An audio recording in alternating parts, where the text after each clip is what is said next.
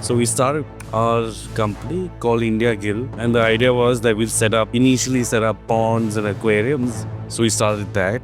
My main hobby or my main interest was always to breed fish. I was like, I want to breed things. I don't want to just keep something alive or keep something in an aquarium. I want to breed it. Back then I was breeding wild bettas and they were not very popular then in India. Now they are really popular. Kept and bred a lot. So the idea was, let's start getting into breeding, set up a farm. Unfortunately ran out of water at the farm. So there's this dear friend of mine, Benjamin, German friend. So him, his then girlfriend and now wife, and a friend of mine, and we would go out on these trips. On one of these trips, the second trip we went out on, we ended up finding the first new species that we ever found, which got named as Dario urop, the first Dario from South India. Some of the most senior scientists have come, met me, stayed at home, become friends. Name some of them. Dr. Ralph Pritz from the Natural History Museum, London, possibly one of the top 3 theologians in the world. Dr. Rajeev, top 2% in the world. And then COVID hit. So COVID was a time when we did not know what was going to happen. And then I was just sitting with my brother at home. He was like, why don't you do what I've been telling you for so many years? Why don't you start selling fish online? I think one of the first questions we would get when we started off was, are you guys frauds? And I was like, I don't know how to answer that. So what's your dead on arrival policy? Do you ask them to make a video while they're unpacking? I would say we are fairly unforgiving about all this.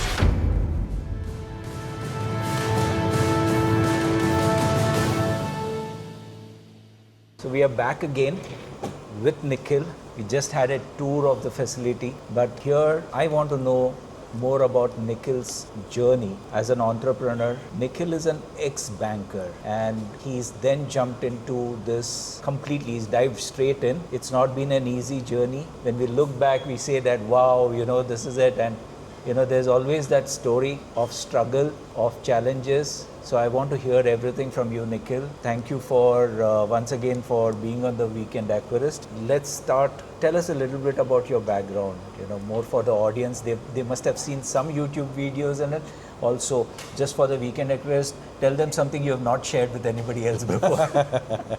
Okay, good. So basically, background-wise, my father's from Himachal, my mom's from Punjab, but my dad's a colonel from the Indian Army. So I've lived in every corner of this country, east, west, north, south. But Bangalore's been home for almost 30 years now. Studied in Bangalore, decided I wanted to be a banker.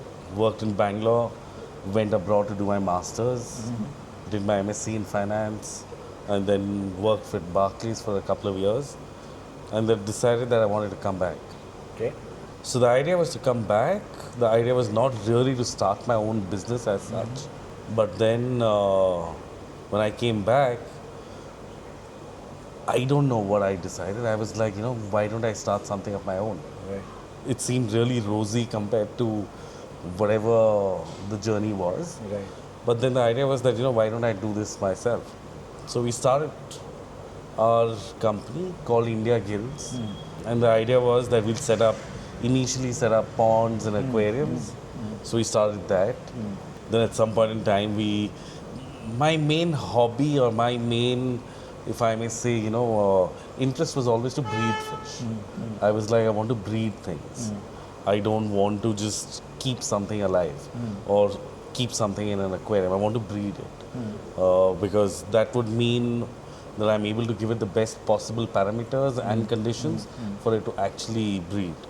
Even in the UK when I was studying, even there I was breeding wild bettas. Back then I was breeding wild bettas and they were not very popular then in India. Now they are really popular.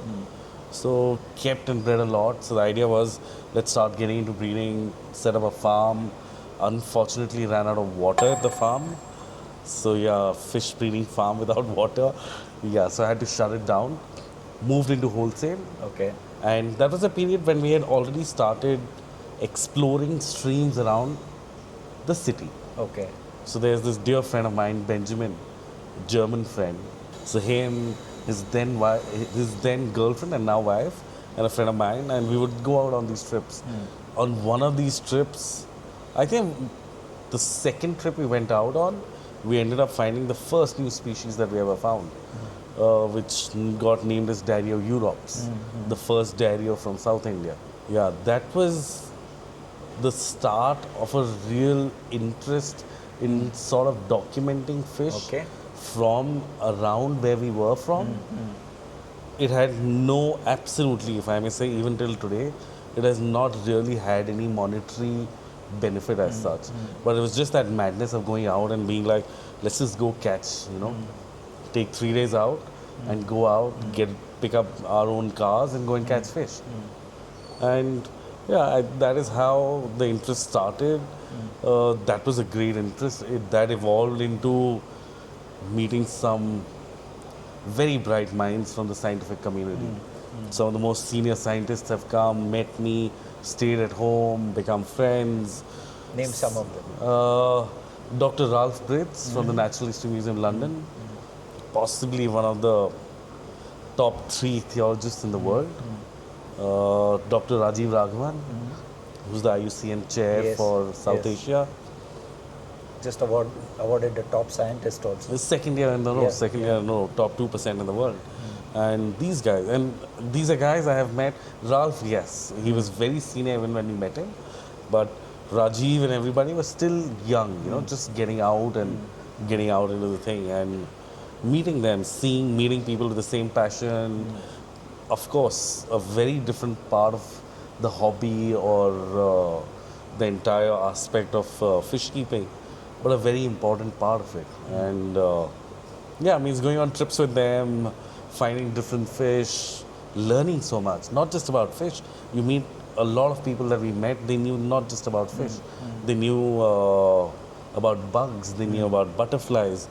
We were on a trip where there were these 2 girls who were documenting a particular fungus that's running through the Western Ghats in the frogs. And we met, they were specialists in frogs. And it was amazing. So the learning that happened along the way, the chance of meeting people who, as a hobbyist, if I may say, I would never have got to meet. It was great. It was, and meeting people with so much knowledge, who did not jump to give you a conclusion when you had a question, and being humble enough to say, I don't know. Yeah. That was great. Because we used to have, it was still newer days of online people sharing things. So opinions on new fish, new species was abound. But here there were people like, I don't know, I want to see more of this. So yeah, that was great. So we started doing wholesale, we started supplying to stores. Like I was telling you, the idea was that we wanted to supply healthy fish. We did not just want to supply fish. Being a hobbyist, the idea was to make that change, make that jump over from just supplying fish, even if a regular bread and butter fish, a small goldfish, anything, take care of the fish. Give it a few days to stabilize post-transport and then give it out to the store. So that took a while, people listened to it, the stores finally got convinced, and then COVID hit us. So COVID was a time when we did not know what was going to happen. And then I was just sitting with my brother at home, like everybody was, and he was like, why don't you do what I've been telling you for so many years? Why don't you start selling fish online? I was like, okay. Till then you were doing it locally as a Yes. through. Okay. And we used to export out of India. So we used to export to other importers across the world. And so the idea was that, let's try. We had no idea if somebody wanted to buy fish online. We knew there were stores online. There were people who would buy fish from us and sell them online. But we didn't know why people would buy from us. It was just one of those getting into something without knowing anything about it, other than knowing that, you're good at probably shipping fish and keeping fish. Other than that, how does somebody discover you? We had no idea. So then we had this market where people started buying fish. Within Bangalore was fine. How do you send fish to Delhi? Because no courier carries liquid. So then spoke to the courier guys that we are sending fish in the middle of COVID. We were sending fish, and it was such a low priority in whatever was happening. And okay, it went on from there, it grew. We had a lot of customers, we shipped fish to parts of this country that I did not think existed. And we made mistakes, made grave mistakes, learned from them, became better, changed our packing. Changed our packing, like we still change our packing. Every month, Gets almost we get better. We keep experimenting and becoming better. And then came a point where I think, so the idea was, will people buy during COVID? Will people buy post-COVID?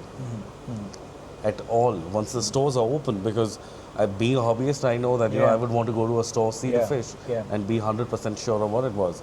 So answering the question, I think one of the first questions we would get when we started off was, "Are you guys frauds?"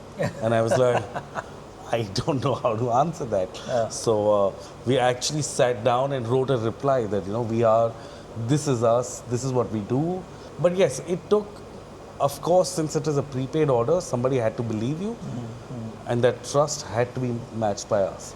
So the moment we were able to back that up, I think customers were great for us. So what's your DOA policy, dead on arrival policy? Do you ask them to make a video while they're unpacking and therefore, you know, post it if there's a contention? I would say we are fairly unforgiving about all this.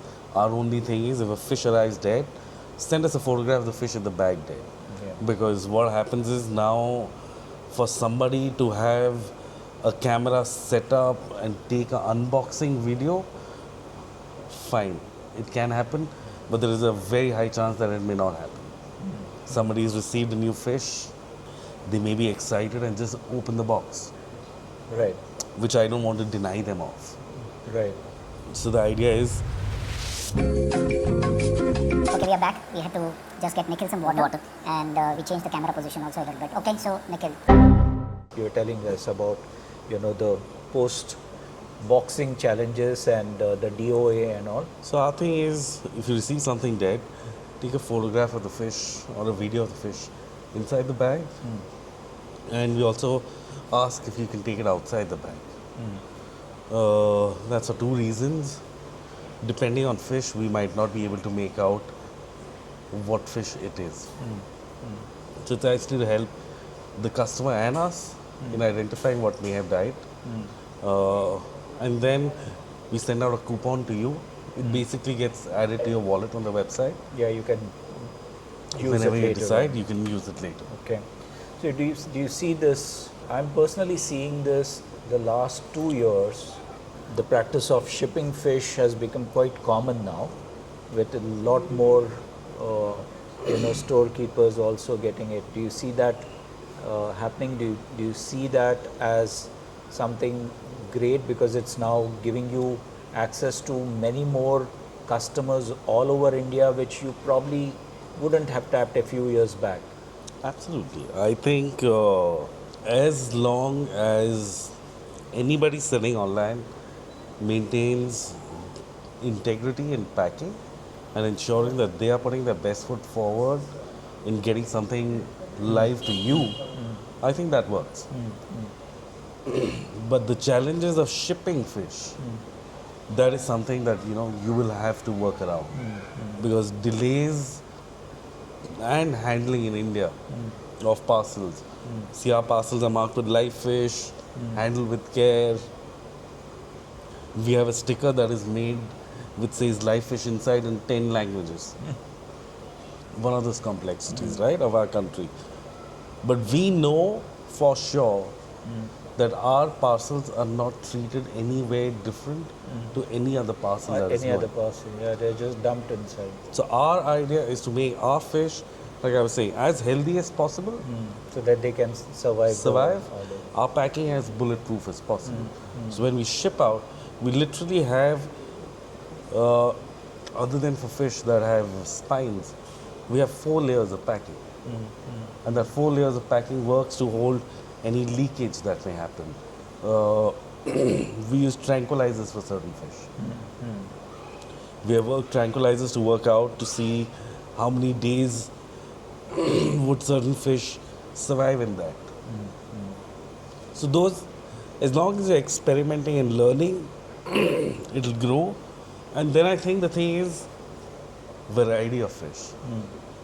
Consistently being able to get the fish to somebody's doorstep alive. Customers are forgiving because a small mortality they are okay with. But believe me, as for us, we want the fish to reach 100% alive. Because the amount of effort we put in Yeah. to pack each fish single, Yeah. it's unbelievable. Means my staff, the amount of hard work they put in, And It's sad.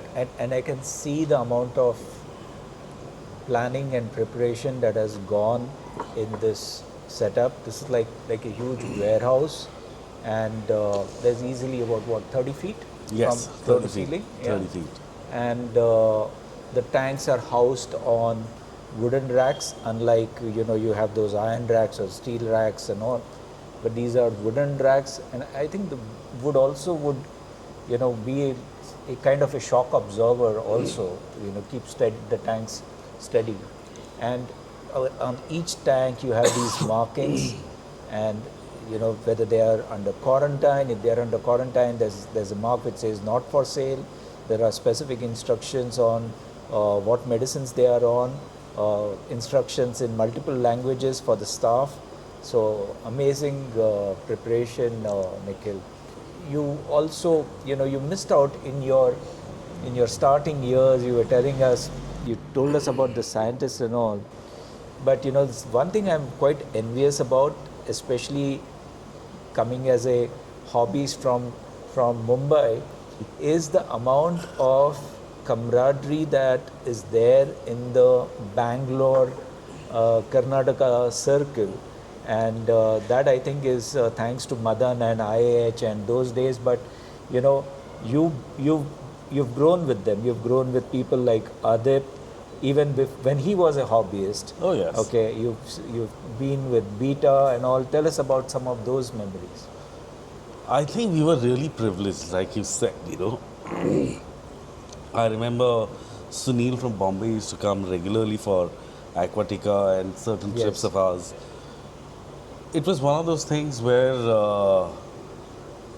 I was 16 when I came to Bangalore, and I went to the public aquarium in because I think that time there used to be a group, Yahoo group. Yeah. Okay. There was a Yahoo group which was ASK, A-S-K, and don't ask me how I found it. Found it, subscribed, realized that they meet every Sunday. So started going and meeting these people on Sunday. So met Madan there, met Adip, met a whole lot of people who are in the trade, Mayur, all these. Mayur came much later, but Adip, all these guys, we met them, and the learning of people who knew so much. In Bangalore in 99, we used to make our own customized CO2 reactors made out of glass. So these guys had found an old gentleman in the industrial area of Bangalore who was ready to actually make these CO2 reactors from them, which has never happened after. So there were people putting in a lot of effort into experimenting, learning, but I think most importantly sharing. That was Bangalore, where people were ready to share without thinking twice.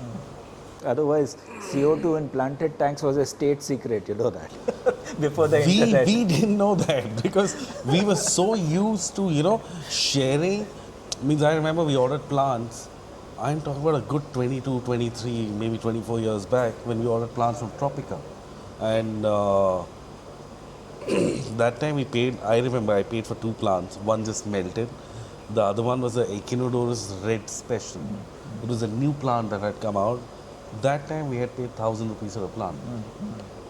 So we were very clear. Everybody gets 1 plant each. Nobody is going to, have Yeah. multiples of the Yeah. same plant. And then we had somehow learned or been taught on how to grow them really well.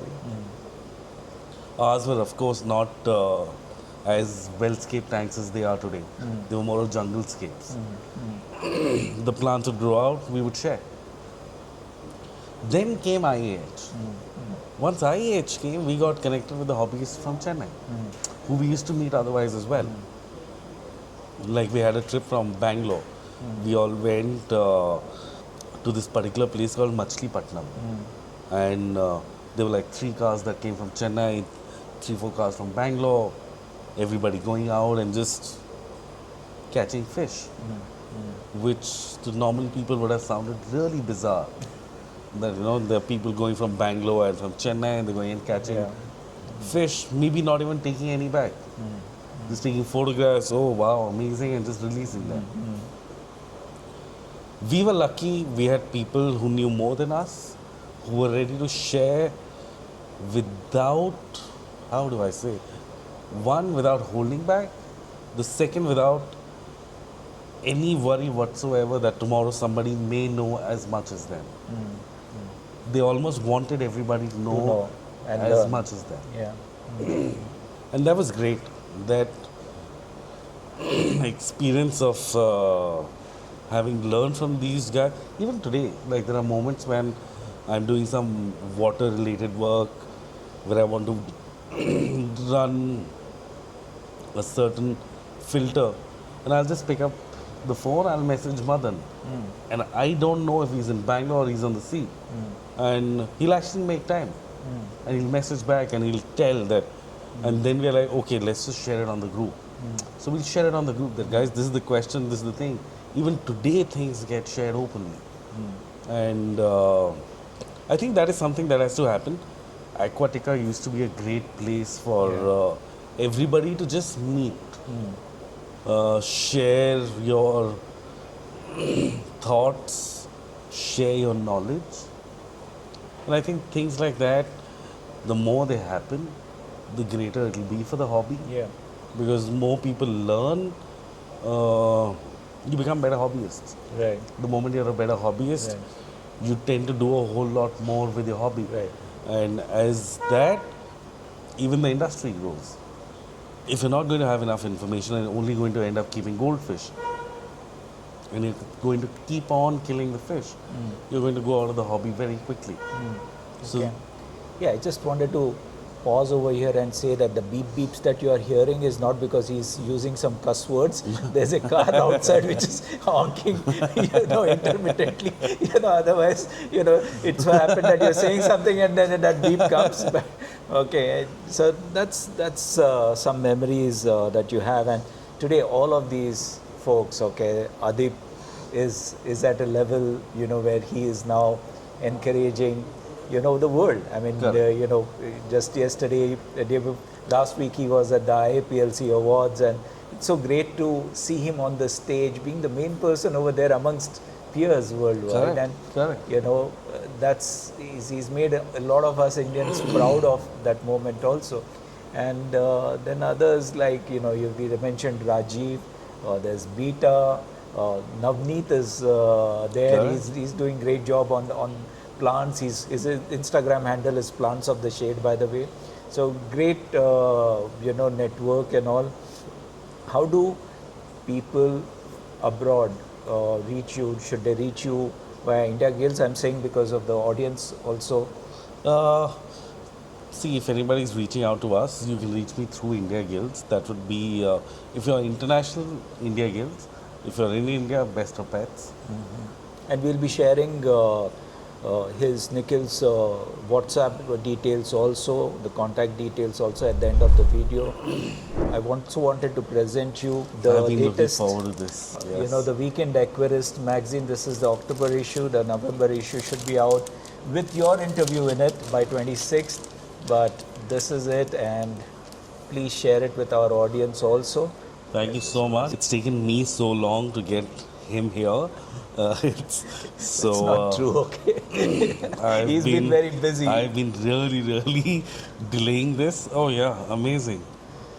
So these are the postcards, and we try and focus mainly on the Indian natives primarily. But yeah, but not hard and fast, but yeah, Indian natives, because there are so many beautiful ones out there that people should know about. This particular issue is something really special because here we have we started with the Wild Beta Chronicles. This is about the alien hybrid. Then there is one which is on the Mignon plant, which is more beautiful plant for paludariums and terrariums. There's a article, Ask Me Anything, on these questions that we asked Beta. There's one on India's largest private nature aquarium. This is Dr. Sanjay OP from Bangalore. Then there's Meet Mark Chen, TMK Aquarist. There's one on the Spotlight article on the glossostigma. And the most beautiful one, I would say, that we have started off is a series on Heiko Blair with permission from Aquarist Blair and Biotope Aquarium. With permission from them, we can now run excerpts from Heiko Blair's books, and every issue will have one on the specific biotope that he's written on in Blair's Biotope. This one is on the Merumbai River. I hope I pronounced that right because every time I mess it up. Merumbai River in Kerala. So you should read it. If you have not subscribed to the Weekend Aquarist magazine, please do. It supports independent publishing. That's me. And it keeps us going. So please support this cause. Nikhil, please pass it on to your customers also. Thank you so much. And I hope you enjoyed this conversation as much as I enjoyed bringing it to you.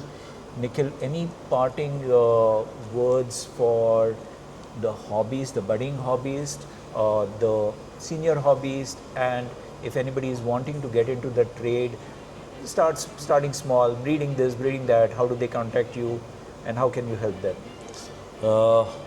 See, for anybody starting, my only piece of advice is do as much research as you can because the information you have today is 1,000 times more than what we had, and which means that there is a lot of information.